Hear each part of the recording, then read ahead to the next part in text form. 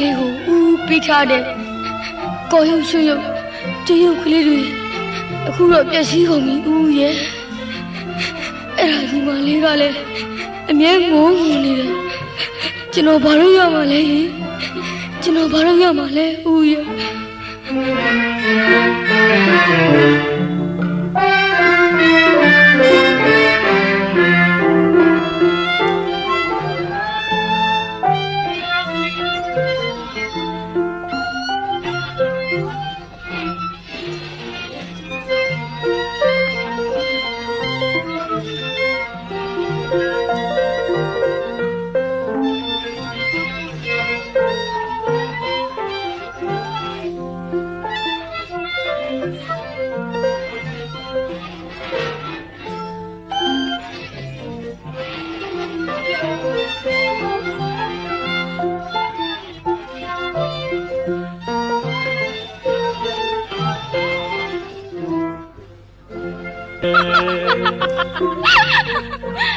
ရှင်တို့ယောက်ျားများဟာလေ